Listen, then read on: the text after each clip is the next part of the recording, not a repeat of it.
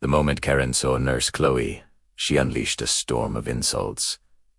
"I want a different nurse, not this one," she screeched, her voice echoing through the hospital corridor. Karen, the wife of a billionaire, was used to getting her way, and she saw Chloe's skin color as a problem. Chloe, a seasoned nurse, remained calm, her professionalism a stark contrast to Karen's ugly tantrum. "Ma'am, I'm the head nurse on this floor. I'm more than qualified to care for you," Chloe said, her voice steady. But Karen wouldn't listen. She continued her tirade, demanding to see the hospital director, threatening to use her husband's influence to get Chloe fired. Little did Karen know, a quiet figure had been observing the entire scene from a few feet away. It was Mr. Harrison, the hospital's biggest donor and the man whose name was on the entire wing. He had come for a routine checkup. But what he saw made his blood run cold. He watched as Karen, blinded by her prejudice, berated the very nurse who had saved his own life during a critical emergency just last year. He remembered Chloe's quick thinking, her unwavering compassion, and her sheer dedication. To him, she wasn't just a nurse, she was a hero. As Karen's insults grew louder and more personal, Chloe's composure finally began to crack. A single tear rolled down her cheek, a silent testament to the pain of being judged, not for her skills, but for the color of her skin. She had dedicated her life to helping others, working double shifts and sacrificing time with her family, only to be treated like she was less than human. Seeing that tear was the final straw for Mr. Harrison.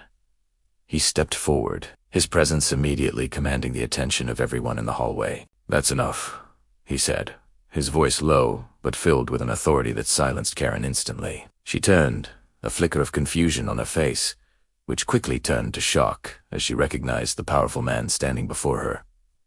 "Mr. Harrison, what a surprise to see you here," she stammered, trying to plaster on a friendly smile. But Mr. Harrison wasn't smiling. His eyes were fixed on her, cold and disappointed. "I heard every word you said, Karen," he stated, "and frankly, I'm disgusted." The air grew thick with tension. Karen's face paled. It was a misunderstanding," she stammered, scrambling for an excuse. Mr. Harrison shook his head slowly. "There was no misunderstanding. I witnessed a display of pure, unadulterated bigotry." He then turned to Chloe, his expression softening completely. "Nurse Chloe," he said warmly, "I apologize that you had to endure such disrespect in my hospital. You are one of the finest nurses I've ever had the privilege of knowing." Chloe looked up, surprised and touched by his public defense of her. Mr. Harrison then turned his attention back to Karen, his voice dropping to a near whisper, yet carrying more weight than any shout. "You see, Karen," he began, "you wanted to speak to the person in charge. Well, you're speaking to him. And his wing, the one you're standing in, exists because of a generous donation I made." He paused, letting his words sink in. "A donation I made in honor of my late wife, who was cared for with incredible skill and kindness by nurses just like Chloe." Karen looked as if she had been struck. She opened her mouth to speak, but no words came out. Mr. Harrison continued, "You threatened to have your husband pull his funding. Let me save him the trouble. I will be speaking with your husband, and I will also be speaking with the board. We do not tolerate this kind of behavior here. Your privilege and your money mean nothing when you lack basic human decency." He then gestured towards the exit. "I think it's time for you to leave and find another hospital."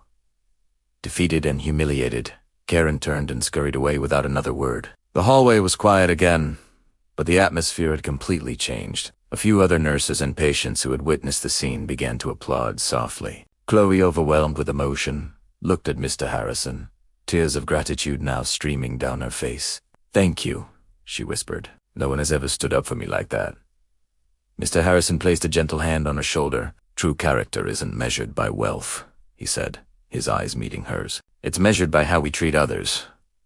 And you, Nurse Chloe, have more character than she could ever buy."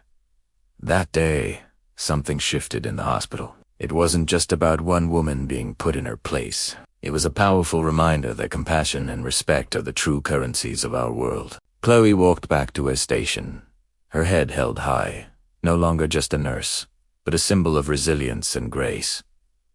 Mr. Harrison watched her go, a small smile on his face. He knew the hospital was in good hands. Later that week, he made another significant donation. This time, specifically to fund a scholarship program for aspiring nurses from underprivileged backgrounds, naming it in Chloe's honor.